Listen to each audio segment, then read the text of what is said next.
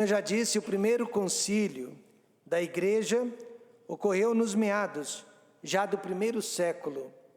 Este foi o único concílio perfeito que já existiu. Todos os demais concílios que vieram depois não foram perfeitos, mas este foi porque alguns homens que ali estavam, Paulo, Pedro, Tiago, falaram inspirados pelo Espírito Santo.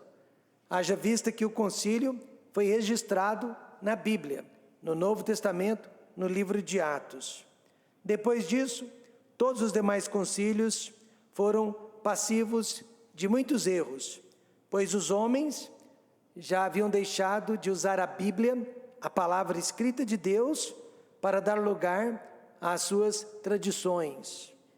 Mas o primeiro concílio de Jerusalém foi perfeito. Além das doutrinas defendidas naquele dia, tiramos dele também o conceito de trabalho de equipe pastoral. Trabalho de equipe pastoral. Foi um concílio mais prático que doutrinário. Doutrinas, naquele dia, eles trataram apenas de 3. Veja o verso 20. Mas escrever-lhes que se abstenham das contaminações dos ídolos, da prostituição e do que é sufocado e do sangue. Então essas foram as diretrizes que o concílio passou para as igrejas.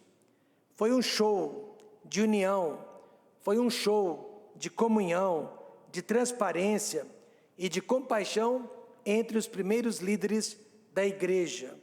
Foi um trabalho colegiado, cada um ocupando o seu devido lugar. Imagine Pedro, Paulo, Tiago, João, todos aqueles grandes homens de Deus reunidos em Jerusalém no primeiro concílio da igreja, cada um ocupando o seu devido lugar. Atos capítulo 15 serve então para nos mostrar como deve ser a conduta da liderança nos dias de hoje, a conduta da liderança em relação à igreja. Para o que servem os nossos pastores? E a resposta vem deste texto. Há muitas ideias equivocadas e que precisamos corrigi-las à luz das Escrituras Sagradas. Principalmente nos dias de hoje, que o papel do pastor está sendo atacado, não só pelos inimigos de fora, mas às vezes até por pessoas de dentro da igreja. O papel do pastor, a posição do pastor está sendo atacada. Pastores não são seres perfeitos, longe disso. E eles podem ser desqualificados.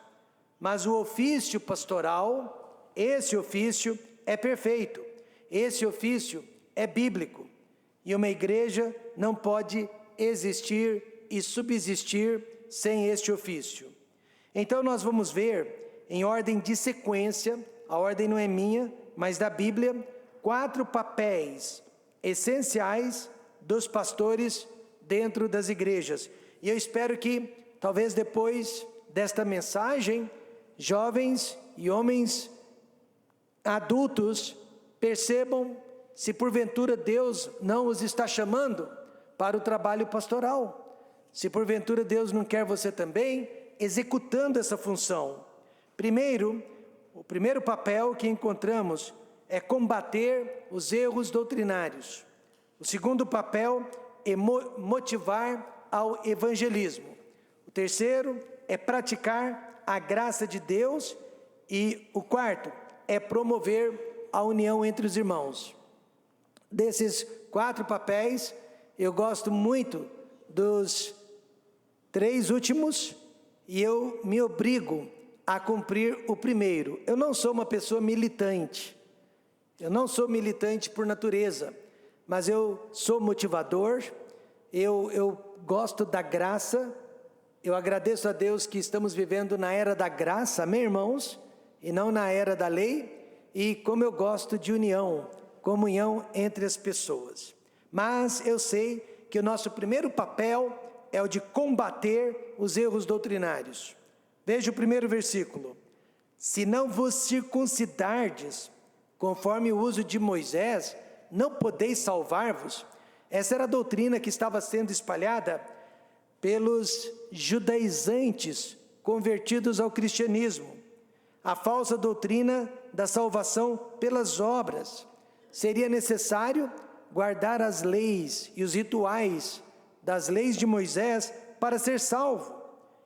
E esses judaizantes, eles haviam aceitado a Cristo, mas ao mesmo tempo, eles não queriam largar, abandonar a sua antiga religião, crenças antigas. E isso acontece nos dias de hoje também.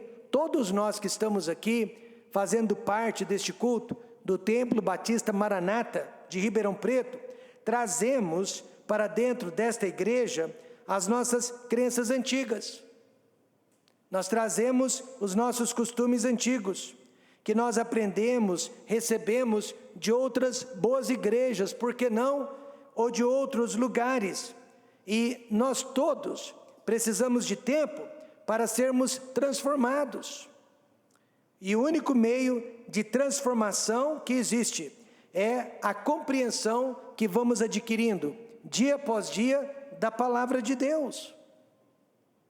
Eu me lembro desse diácono, ele era diácono e era diácono na igreja dele, por mais de 10 anos, veio parar na nossa igreja.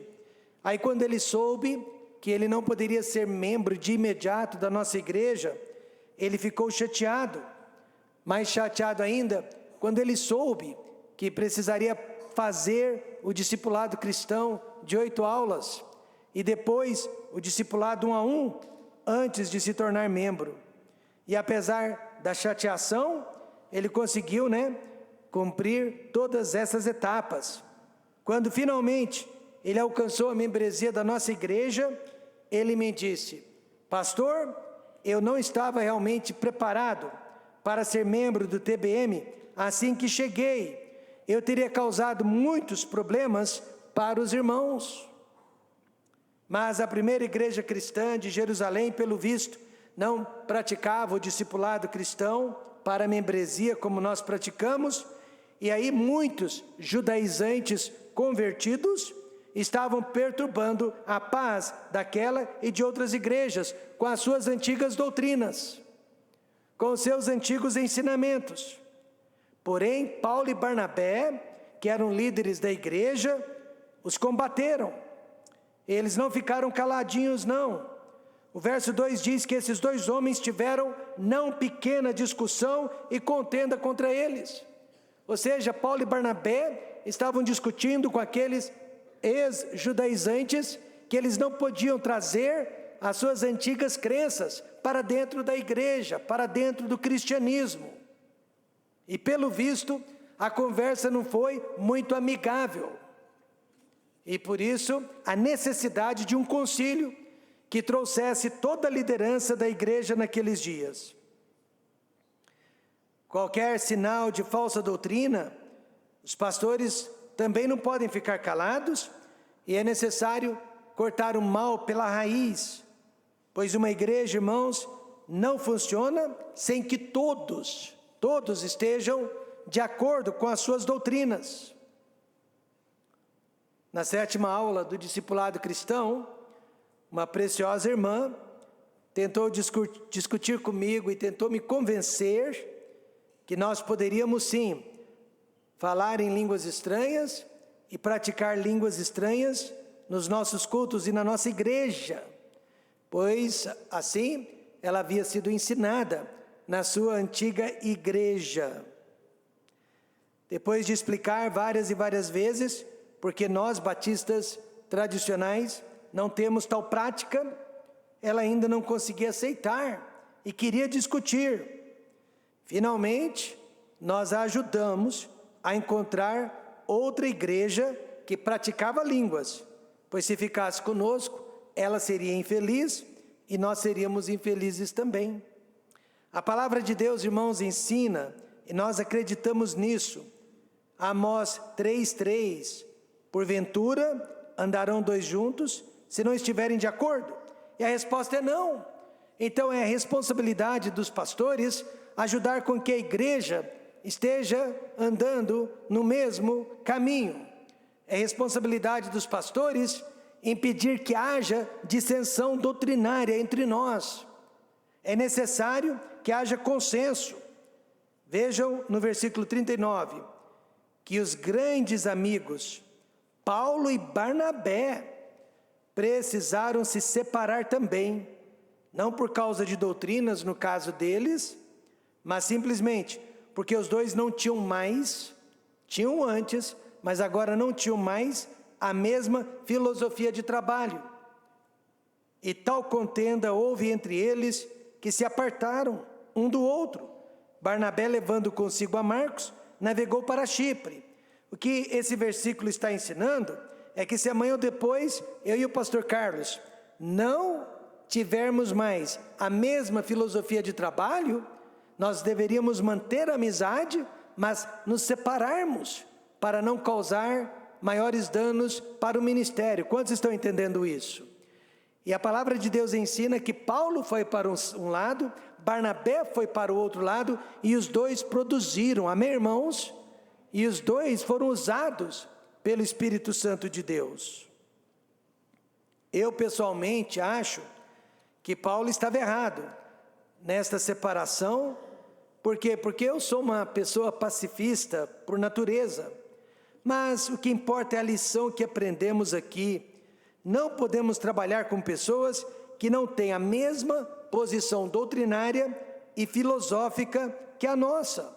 Não vai dar certo. Hoje em dia, com a informação instantânea, o pastor está ensinando, o pastor está pregando, e a maioria dos irmãos está surfando na internet, verificando se aquelas informações são verdadeiras. E além de tudo, os teleevangelistas, os pregadores youtubers que estão pastoreando as nossas ovelhas. Então nós precisamos ter muito cuidado e combater de pronto as falsas doutrinas. Mas os pastores não vivem apenas do combate doutrinário, eles precisam agir positivamente também. Então veja o segundo papel dos pastores, é motivar ao evangelismo. Versículo 3, e eles, Paulo, Barnabé e todos os demais apóstolos que estavam viajando rumo a Jerusalém, todos eles passavam pela Fenícia e por Samaria, contando, pregando a conversão dos gentios, e davam grande alegria a todos os irmãos. A expressão sendo acompanhados quer dizer que eles estavam sendo sustentados em oração e financeiramente pela igreja que os havia enviado. E aqui no caso de Paulo e Barnabé, a igreja de Antioquia. Isso se chama missões. Os pastores, eles precisam motivar a igreja ao evangelismo de duas formas: através do evangelismo pessoal e através do evangelismo mundial. A expressão "e eles" se refere, como eu disse, Paulo e Barnabé. Eles pregavam o evangelho, eles ganhavam almas para Cristo, pessoalmente. Não era na hora dos cultos, era no dia a dia, sempre que eles tinham contato com as pessoas. A igreja que os apoiou foi Antioquia. No capítulo 4, este Barnabé, com quem Paulo não conseguiu mais trabalhar, ele havia vendido uma das suas herdades, pois ele era um homem rico, e ele doou todo o dinheiro daquela propriedade para beneficiar e suprir a necessidade dos irmãos mais pobres. E Paulo, por sua vez, no capítulo 9, depois da sua conversão, já começou a evangelizar, falar de Cristo. Veja o verso 20. E logo nas sinagogas pregava a Cristo, que este é o Filho de Deus. Então Deus colocou um homem generoso, um homem evangelista juntos, para que desse início às viagens missionárias da igreja. Nada ensina mais uma igreja do que o exemplo de seus líderes. Eu repito, nada ensina mais uma igreja do que o exemplo de seus líderes. Não para aparecer, não para se autopromover, mas para motivar o rebanho, os líderes precisam ser vistos, evangelizando e até fazendo sacrifícios para o bem dos outros.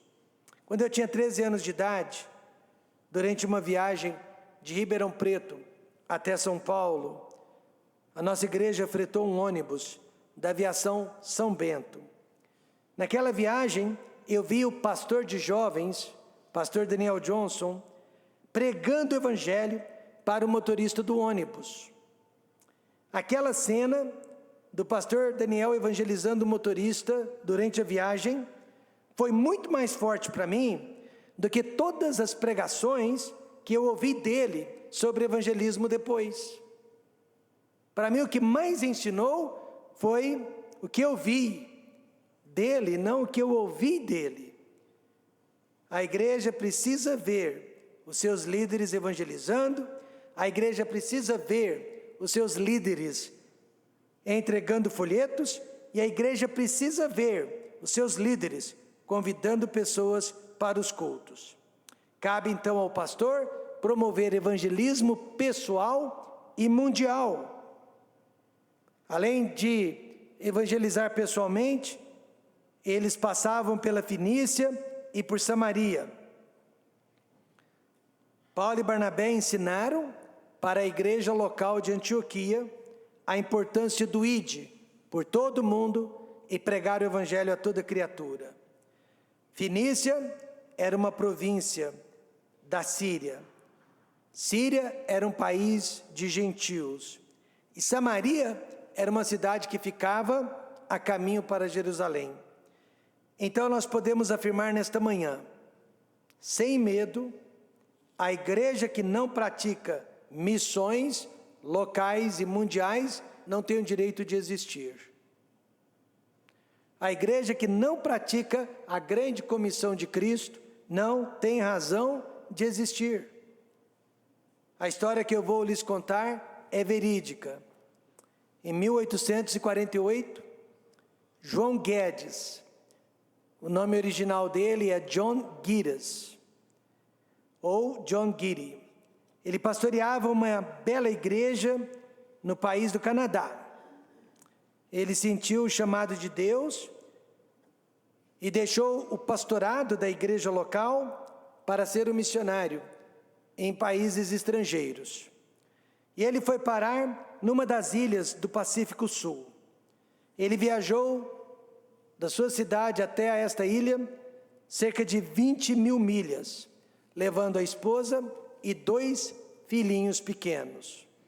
A ilha onde ele chegou só tinha canibais. Meses antes, mais de 20 marinheiros ingleses haviam sido mortos e devorados, comidos por esses canibais, e a família do João Guedes sabia disso. Mesmo assim, eles foram parar naquela ilha, e ali eles foram ameaçados, e eles viveram em constante medo de também serem mortos e devorados pelos nativos. Mas aos poucos, eles foram aprendendo a língua dos nativos, eles foram traduzindo o Novo Testamento para a língua dos nativos e viram os seus primeiros convertidos. Esta família, irmãos, ficou mais de 24 anos naquela ilha.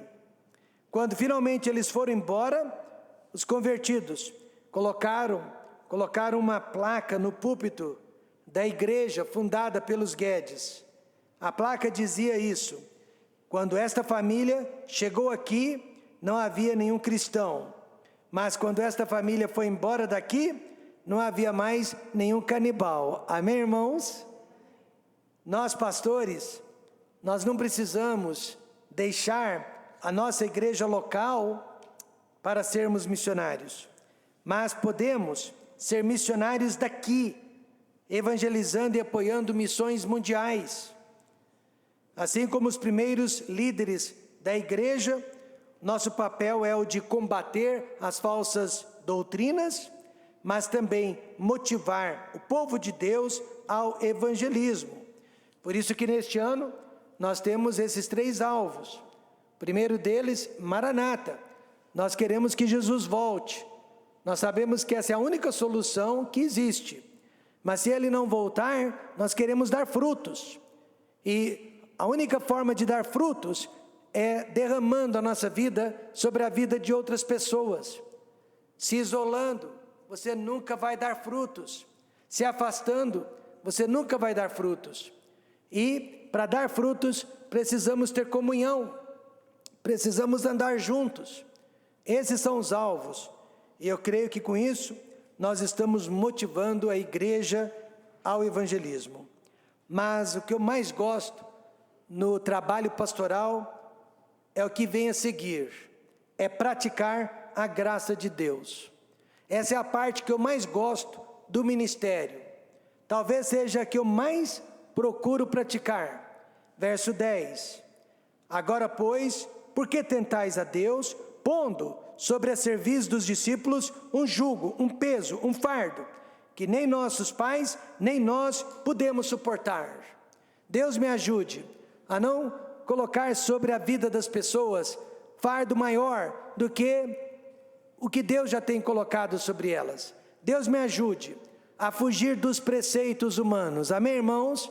E ficarmos apenas dentro dos conceitos bíblicos.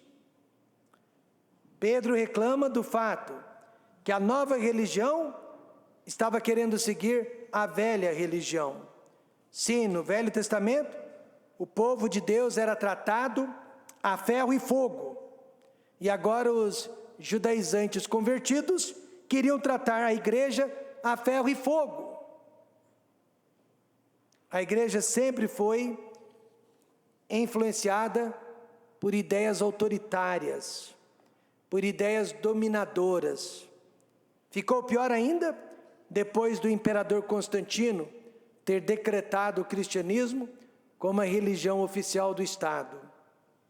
Não se engane, meus irmãos, na Idade Média, todos os papas, e pasmem, todos os pais da Reforma Protestante, todos os pais da Reforma Protestante foram homens autoritários. Basta ler os seus tratados. Foram homens autoritários também, mas isso nunca foi culpa da palavra de Deus. Isso nunca veio do Novo Testamento. Veja o que Pedro nos ensina já no primeiro século da igreja. Em 1 Pedro 5,3, ele ensina: nem como tendo domínio sobre a herança de Deus, mas servindo de exemplo ao rebanho. Deus não nos permite dominar sobre as pessoas. Deus não nos permite obrigar as pessoas. Mas a única forma de liderança que existe é através do exemplo. É através da própria vida pastoral. Muitas pessoas até gostariam de ter vivido na era da lei, quando irmãos podiam até matar irmãos.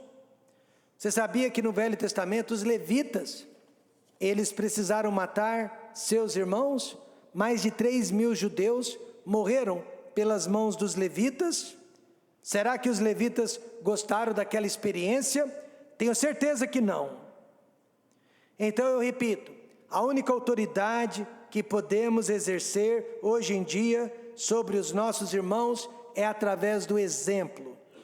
Ninguém nos segue ou ninguém nos obedece porque nós temos uma espada ou porque nós temos a bula nas mãos, mas sim porque somos imitadores de Jesus Cristo.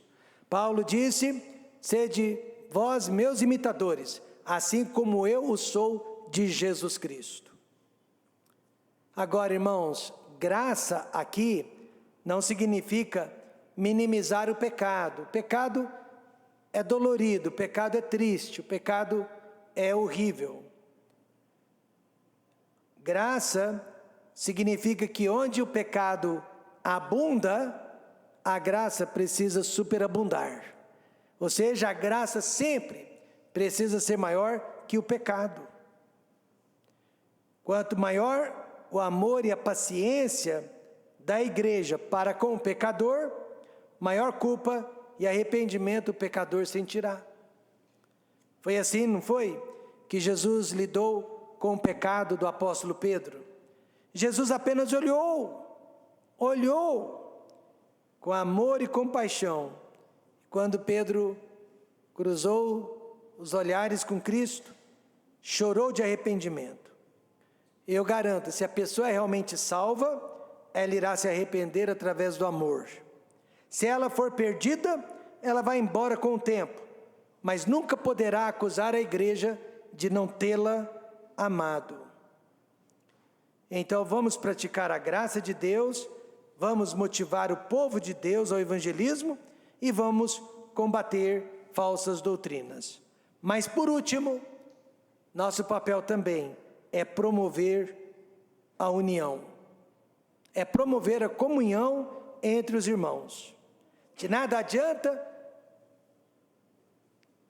destacar os alvos para este novo ano e não buscar meios para alcançar esses alvos. Veja o verso 19.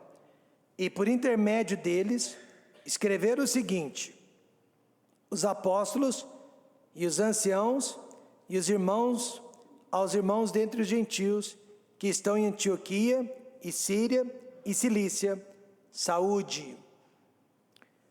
Eles enviaram uma carta de conclusão do concílio para as novas igrejas. E o que nós percebemos através desta carta?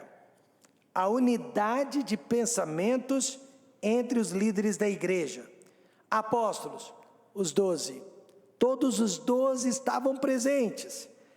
De acordo, anciãos eram os pastores que havia nas igrejas. Todos estavam presentes de acordo. E os irmãos eram vocês, os membros da igreja, presentes de acordo, falando a mesma língua. Veja, 1 Coríntios 1, verso 10. Rogo-vos, porém, irmãos, pelo nome de nosso Senhor Jesus Cristo, que digais todos uma mesma coisa, e que não haja entre vós dissensões, antes sejais unidos em um mesmo pensamento, em um mesmo parecer. Este é o mandamento de Deus para a igreja, unidos, mesmo pensamento, mesmo parecer. Alguns anos atrás, um pastor me procurou e disse que na igreja dele, ele fazia questão de colocar na diretoria pessoas que tinham pensamentos opostos. Ele gostava de colocar pessoas que não pensavam do mesmo jeito. Ele achava que assim a igreja teria mais visão de ministério e mais oportunidades. E eu disse para ele: pastor, o senhor está tratando a igreja como se fosse uma empresa. A igreja não é uma empresa. Você está criando um monstro, colocando pessoas que pensam diferentemente na liderança da igreja. Infelizmente eu estava certo, aquela igreja já se dividiu mais de 3 vezes nos últimos anos. A palavra de Deus é muito clara: antes sejais unidos em um mesmo pensamento, em um mesmo parecer. Mais uma vez, Amós 3, verso 3 diz: porventura andarão 2 juntos, se não estiverem de acordo? E nós já sabemos que a resposta é não, porque essa pergunta é retórica. Concluindo então, meus amados irmãos, para que servem os nossos pastores quando você estiver lidando com eles? Primeiro de tudo, eles precisam combater as falsas doutrinas, ou até outros tipos de doutrina que não sejam as doutrinas da igreja. Eles precisam motivar os irmãos ao evangelismo. Eles precisam praticar a graça de Deus e não a autoridade ou domínio sobre o rebanho. E eles precisam promover comunhão, união, sempre entre os filhos de Deus. Então, nesta manhã, olhem para os seus pastores e digam se eles estão agindo assim ou não. Agora, não peçam dos seus pastores o que não foi pedido deles pela palavra, pelo Espírito Santo, pela própria história da igreja. Por quê? Porque são seres falíveis e muito limitados. Pastores não são aqueles que nós estamos hoje vendo na televisão, principalmente, na internet. Mas pastores continuam sendo aqueles que nós estamos sempre vendo através do Novo Testamento. Eu agradeço a Deus pela vida do pastor Fabiano. Amém, irmãos?